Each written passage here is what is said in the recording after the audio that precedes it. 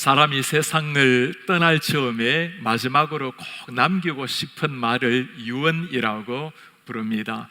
일생 복음을 향해서 달려갔던 사도 바울, 감옥에 들어가서 그가 마지막으로 쓴 유언 같은 말씀이 디모데 후서 말씀입니다. 맨 마지막 4장에 보면 마지막으로 디모데에게 하는 부탁입니다. 너는 말씀을 전파하라. 때를 얻든지 못 얻든지 말씀 전파에 항상 힘쓰라. 일생 복음의 종으로 달려왔던 사도 바울이 디모데에게 전했던 마지막 유언 같은 말씀이었습니다. 제가 우리 교회를 부임하기 전에 가르쳤던 총신대학교를 떠나면서 인사할 기회가 있었습니다. 앞으로 하나님의 말씀의 종들로 세워질 제자들에게 평생 간직했으면 하는 마지막 한마디를 남기고 싶었습니다. 예수 그리스도의 십자가와 나의 죽음을 생각하면 모든 것은 단순해진다. 이 마음, 이 자세로 평생 목회하기를 원해서 전했던 마지막 한마디였습니다. 오늘 말씀은 예수님께서 마가 다락방에서 이 땅을 떠나시기 전에 제자들에게 하신 마지막 당부의 말씀입니다. 요한복음 13장부터 17장까지의 말씀을 예수님의 다락방 강화라고 부릅니다. 이 말씀 이후에 겟세마네 기도하시고 난 다음에 십자가에 돌아가시게 됩니다. 마가 다락방에서 하나님의 말씀을 가르침, 부탁했던 마지막 말씀, 오늘 말씀은 그 마지막에 요한복음 17장을 읽었습니다.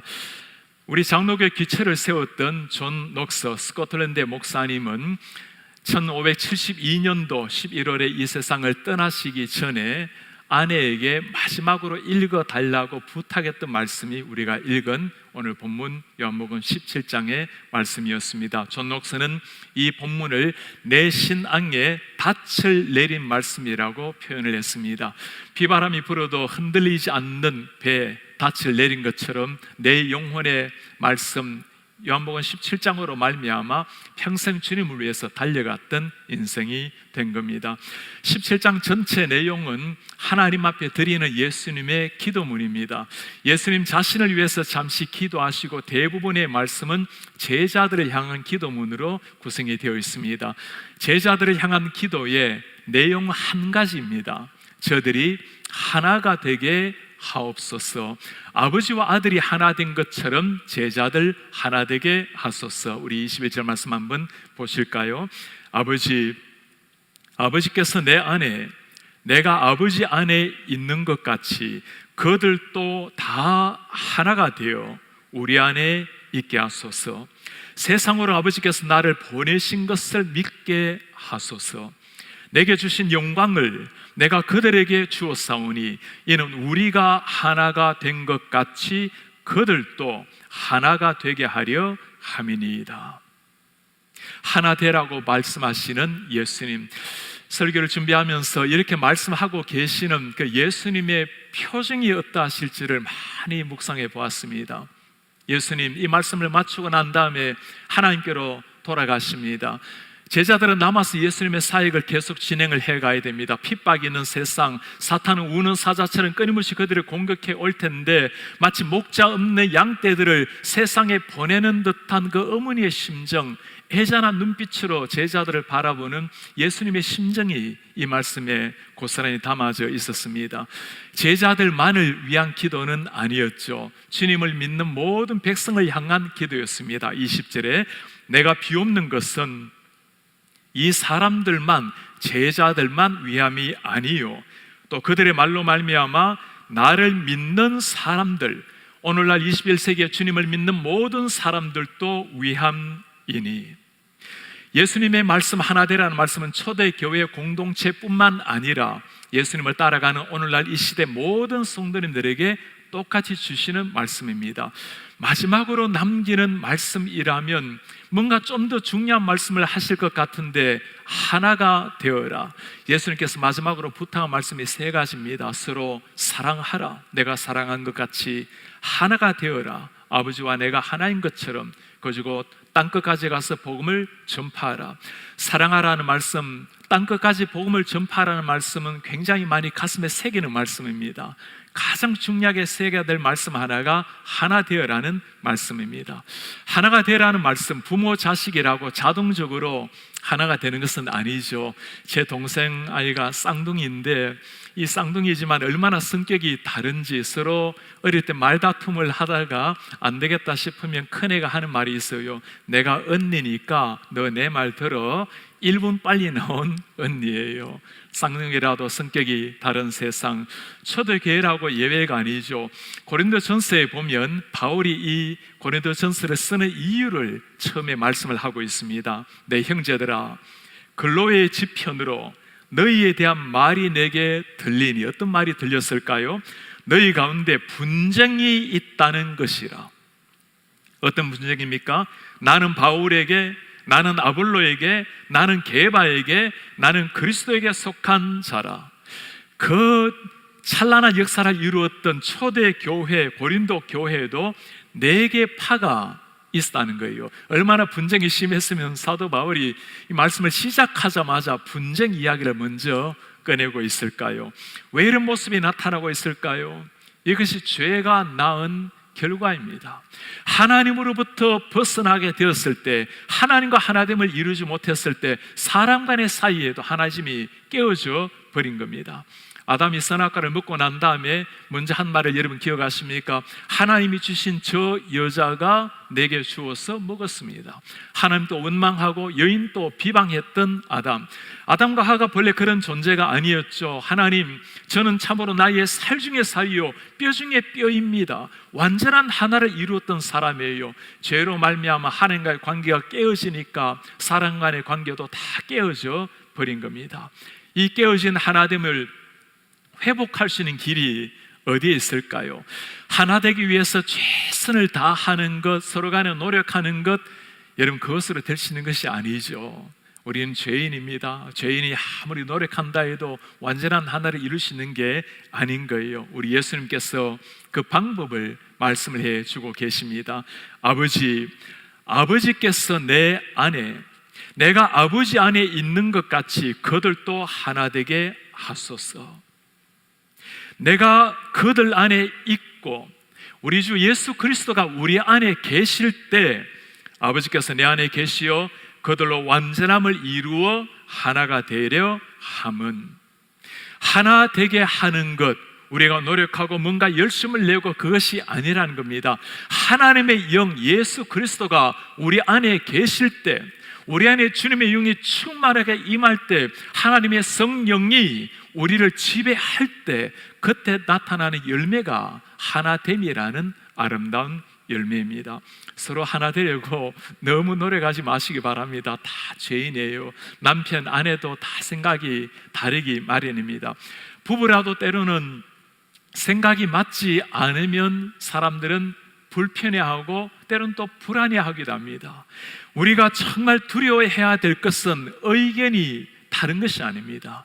정말 두려워해야 되는 것은 하나님의 영이 나를 지배하지 못하는 것, 내가 주님의 영으로 풍성하게 거하지 못하는 것, 그걸 정말 두려워해야 될 일입니다. 예수님께서 우리로 하여금 하나 되게 하시는 것, 주님이 얼마나 이것을 기뻐하시는지 요한복음의 말씀을 다시 하고 계세요. 너희가 내 안에 거하고 내 말이 너희 안에 거하면 무엇이든지 원하는 대로 구하라. 그리하면 이루리라. 원하는 대로 구하라. 내가 들어주리라. 이 정도 수준으로 주님이 말씀하시는 것, 무엇 때문에 그러시죠? 내가 너희 안에 거하고 너희가 내 안에 거할 때, 진정한 하나가 될 때 무엇이든지 말만 하렴. 그만큼 주님께서 하나됨을 귀하게 여기신다는 말씀입니다. 이 하나됨이 그냥 이루어지는 게 아니죠. 우리가 하나님과 떨어져서 하나 될 수 없는 존재입니다. 우리가 하나님 앞에 나아갈 수 없기에 하나님이 행하신 일이 무엇입니까? 하나님이 오신 거예요. 하나님이 당신의 아들의 몸, 죄인의 몸으로 우리 속에 오셔서 하나로 만들어 주신 겁니다.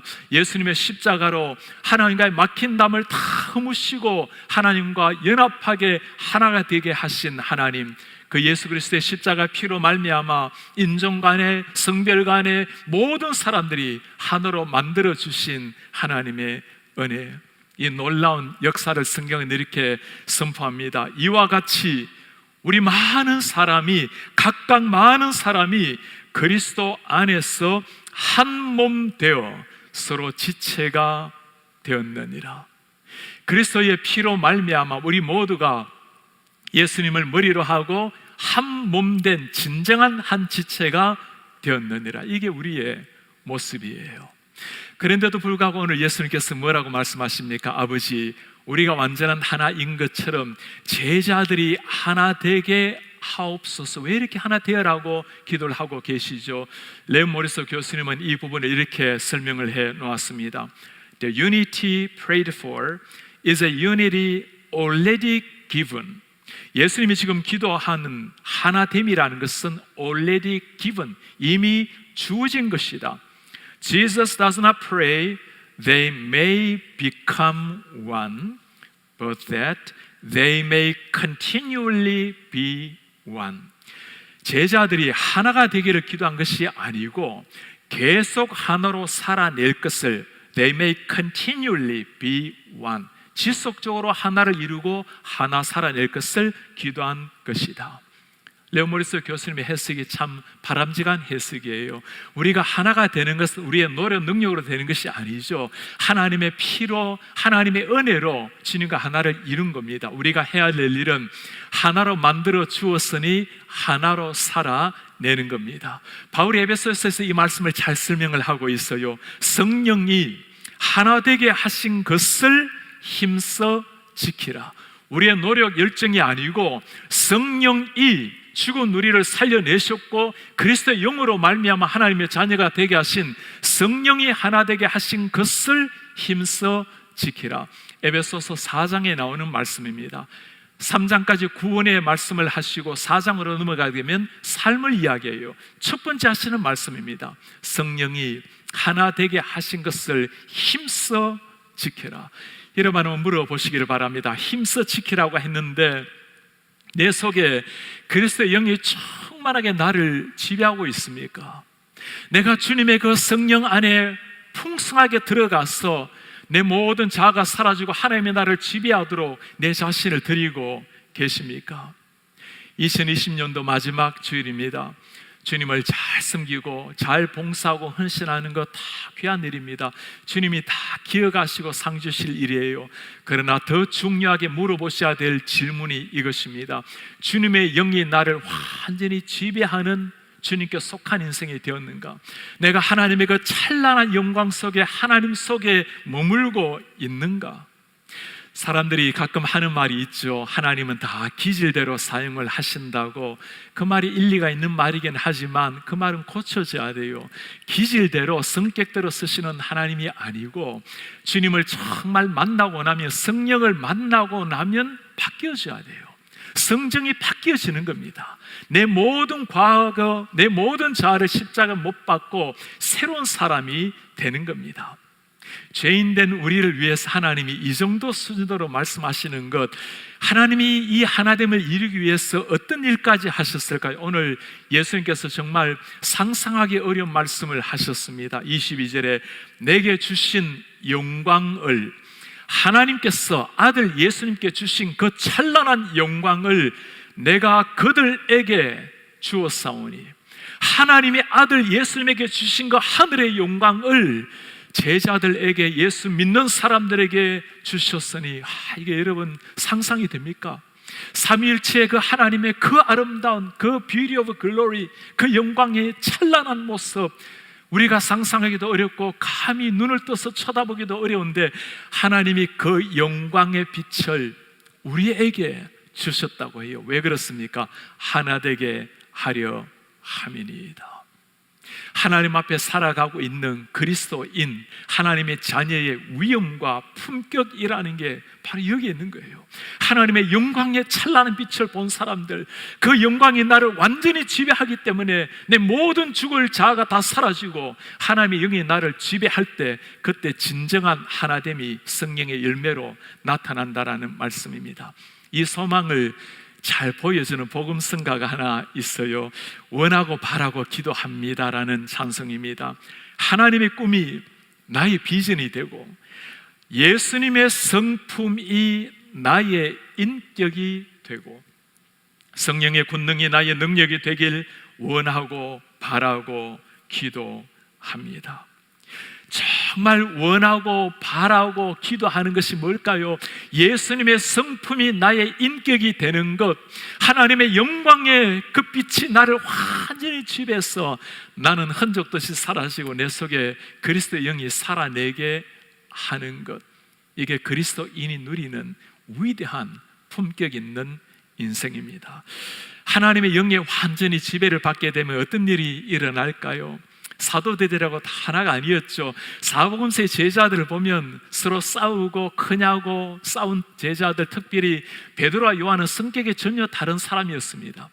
예수님의 성령을 체험하고 변화받고 나니까 사도행전에 전혀 다른 사람이 탄생을 해요. 제9시 시간에 함께 기도하러 올라갑니다. 베드로와 요한이 말합니다. 눈을 들어 우리를 보라. 복음을 전하다가 감옥에 잡히고 매를 맞고 순교의 제물로 드려진 사람들이 다시 예수 이름으로 전하지 말라 했을 때 베드로와 요한이 그들에게 하는 말이, 우리가 듣고 본 복음을 어찌 전가하지 아니할 수가 있겠는가. 전혀 달랐던 사람이지만 성령이 그들을 완전히 지배했을 때 전혀 새로운 하나됨을 이룬 사람이 된 겁니다. 하나님의 영이 우리를 사로잡을 때 2사람, 10사람, 5,000명이 아니라 전 민족이 하나 되는 역사도 있어요. 여호수아 6장에 보면 이스라엘 백성들이 가나안 땅을 정복하러 들어갑니다. 여리고성을 만났어요. 철옹성, 무너지지 않는 여리고성입니다. 하나님이 하시는 말씀은 굉장히 의외입니다. 먼저 법궤를 들고 앞으로 나아가라. 제사장들이 앞으로 나아가라. 백성들은 따라가면서 6일 동안 하루에 한 번씩 성 밑을 돌라고 말씀합니다. 7째 날에는 성을 7번을 돌라. 여러분, 지금 죽느냐 사느냐 전쟁하는 상황인데 이런 전략대로 전쟁에 임하다가는 모두가 몰살당할 상황 아닙니까? 그리고 난 다음에 하나님이 중요한 말씀 한 가지를 해요. 성을 돌 때 아무 말도 하지 말라. 그 7일 동안 아무 말도 하지 말라. 하고 싶은 말이 얼마나 많았겠어요. 여호수아, 이게 무슨 일이냐고. 지금 우리가 전쟁을 해야 되는데 성 밑에서 돈다면 몰살당한 일 아니냐고. 한번 제대로 싸우지도 못하고 자살 행위라고. 좀 상식적으로 전략을 세우자고. 그러나 하나님의 영이 이스라엘에 압도적으로 임했을 때 그들은 한 마음으로 성을 돌았습니다. 묵묵하게 하루 한 번씩 마지막 날 7번을 돌았어요. 화살에 날아올지도 돌이 떨어질지도 다 내려놓고 온전히 하나가 되어서 하나님 말씀 앞에 완전 순종했습니다. 7일째 7바퀴 돌면서 하나님이 말씀하십니다. 소리를 외쳐라. 하늘이 터지도록 그들은 함성을 질렀습니다. 여리고성이 무너졌어요. 한 사람도 예외 없는 하나됨이었습니다. 나쯤이야, 나 한 사람쯤이야. 그 한 사람쯤 때문에 일어난 일이 뭐죠? 아이성을 정복하러 갔을 때였습니다. 조그만한 성이었어요. 모두가 하나가 되었지만 아간 한 사람이 범죄함으로 말미암아 모두가 실패한 피한 전쟁이 되어 버린 겁니다. 하나가 되어라.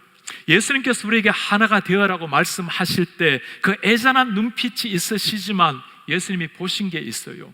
이 어려운 세상, 사탄이 공중의 권세 잡은 세상에서 하나님의 백성이 승리할 수 있는 비결이 바로 이 하나에 있다는 것을 주님이 아셨기 때문입니다. 하나됨이 능력이라는 걸 아셨기 때문이에요.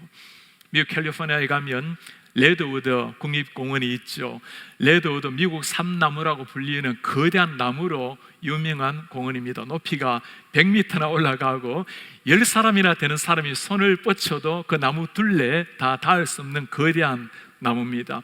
100m나 올라가는 이 나무라면 적어도 뿌리가 20-30m 깊이 들어가야 되지 않을까요? 놀랍게도 이 나무의 뿌리는 2-3m가 채 되지 않습니다. 비바람 불면 바로 넘어질 나무예요. 그럼에도 불구하고 넘어지지 않는 이유가 있습니다. 나무들끼리 옆으로 뿌리가 뻗어서 뿌리끼리 서로 엉켜서 하나를 이루는 거예요. 집안이 암벽이라서 밑으로 내려가기 어려운 땅입니다. 뿌리가 서로 간에 엉켜서 하나가 되어서 그 많은 나무들이 서로 엉켜 하나를 이루었을 때 무너지지 않는 수명이 100년, 200년이 가는 100m 되는 나무가 탄생이 되는 겁니다. 오늘날 하나님의 교회가 보여줘야 될 하나됨이 바로 이 모습이에요. 모두가 생각이 다르고 성격이 다르다 할지라도 하나님의 말씀에 온전히 하나가 되는 것, 예수의 피로 말미암아 하나된 주님 앞에 성령의 온전한 지배를 받는 것, 그렇게 나아갈 때 우리는 어떤 폭풍 후, 어떤 코로나, 어떤 상황에도 하나 되어서 이겨내게 될 것입니다. 하나됨이 능력이라는 말씀입니다.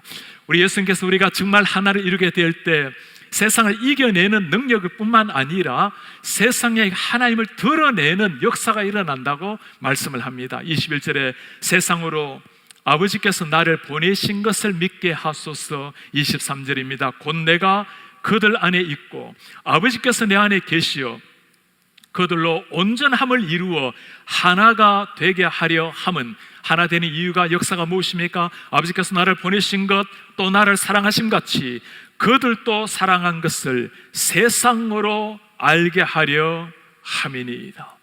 우리가 서로 사랑하게 될 때 하나님의 영광을 받을 뿐만 아니라 세상 사람들이 하나님을 발견한다는 거예요. 우리 교회가 하나님 앞에 사랑으로 하나로 나아가게 될 때 그 하나됨으로 말미암아 온 세상이 하나님을 발견하게 되리라. 이 세상에 있는 예수님을 진실로 믿는 모든 하나님의 교회가 하나로 나아가게 될 때 저 아프리카 오지에 있는 사람들, 유럽에 죽어가는 교회들, 수많은 백성들이 하나님이 살아계심을 발견하게 될 것이라고 말씀을 해요. 입술로 전하는 복음보다도 훨씬 더 강렬한 것이 말씀을 살아내는 삶 자체, 하나 되어 살아가는 것 자체가 예수님을 드러내는 증거라고 말씀을 하는 겁니다. 토마스 맨턴이 참 의미심장한 꼭 새겨야 될 말을 한마디 했어요. Divisions in the church, 교회 안에서의 분열이라는 것은 breed atheism in the world, 세상에서 무신론을 만들어낸다. 하나 되라고 하신 하나님, 하나 되게 하신 백성들도 하나 되지 못했을 때 breed atheism, 세상에서는 예수님을 거부하는 무신론을 만들어낸다. 이 말씀을 다시 해석하면 어떻게 될까? 우리가 진정 하나됨을 이룰 때 한국도 미국도 얼마나 분열의 역사가 심합니까? 세상은 절대로 보여줄 수 없는 이 하나됨을 하나님의 백성, 하나님의 교회가 이룰 때는 세상이 믿음을 가지게 되리라. 무신론에서 하나님을 경배하게 되리라.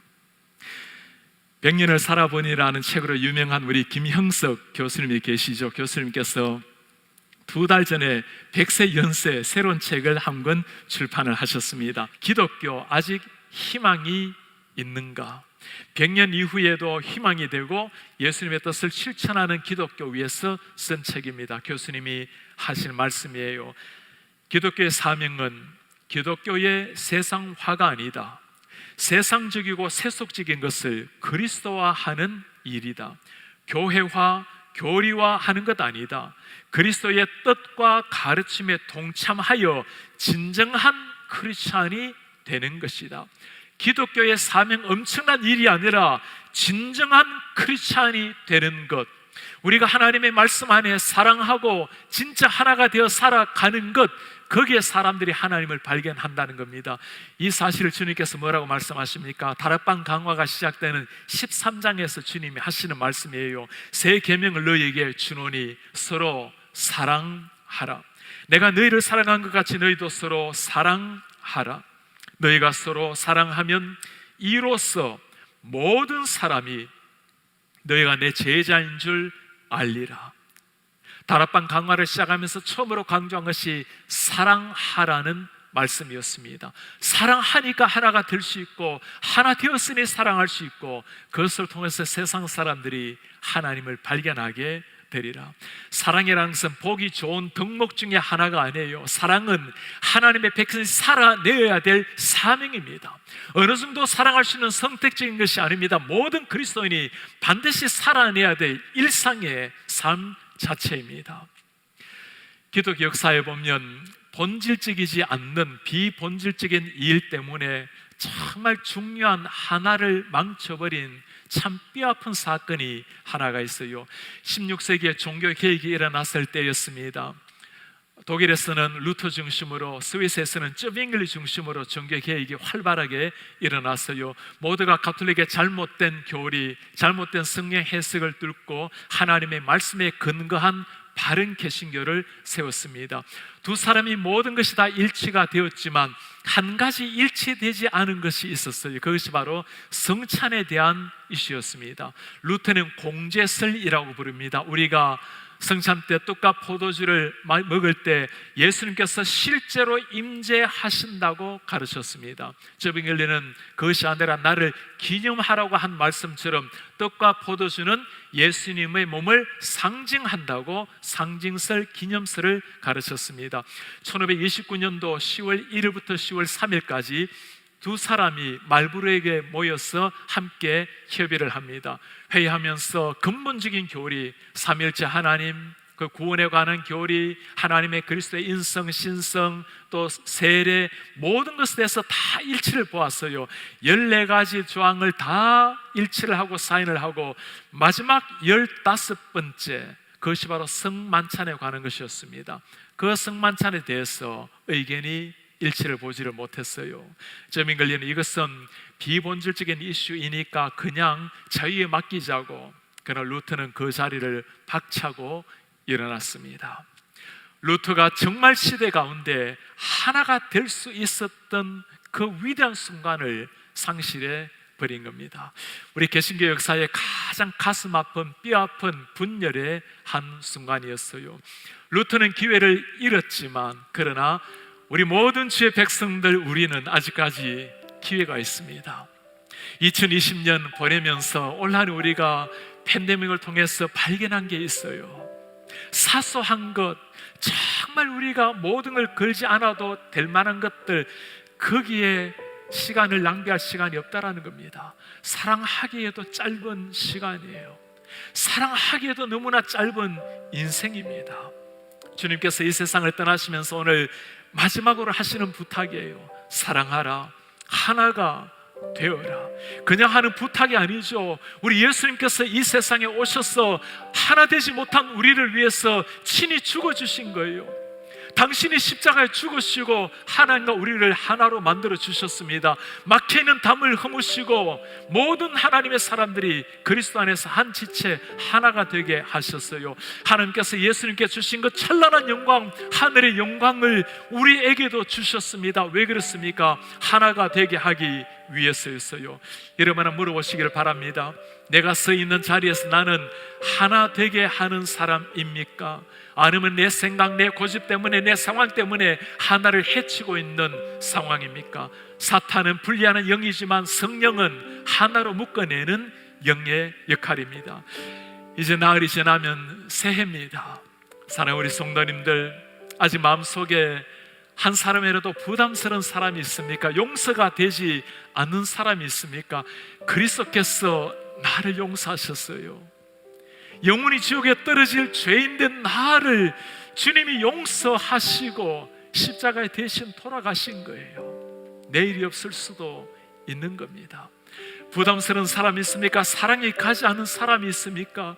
나 같은 죄인을 주님이 사랑하셔서 이 세상에 오신 거예요. 사랑하셔서 나를 위해서 피 흘리시고 영원한 생명을 주신 것입니다. 이 주님의 사랑으로 사람을 바라보세요. 사랑하지 못한 사람이 아무도 없는 겁니다. 짧은 인생, 잠시 지나가다가 주님 앞에 써야 될 인생, 사랑하기에도 짧은 인생입니다.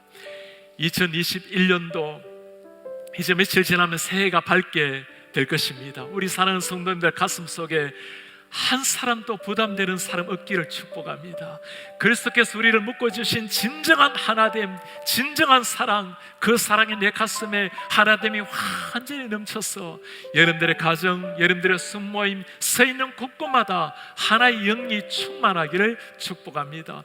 우리가 하나 되어 나갈 때 주님이 약신 약속이 무엇입니까? 온 세상 사람들이 내가 하나님인 것을 알리라. 이 땅에 하나님의 교회가 진정한 하나를 이루어 나갈 때 세상 사람들이 살아계신 하나님을 발견하게 되리라. 우리가 진정 하나를 이루게 될 때 하나님의 영광을 받으시고 그 하나됨, 그 사랑으로 말미암아 삶을 통해서 세상 사람들은 하나님을 만나게 될 것입니다. 영광스러운 하나님의 제자들 되셔서 하나님 영광 올려드리고 하나님 앞에 하나의 감격을 누리는 이런 하나님의 사람들 되시기를 주의 이름으로 축복합니다.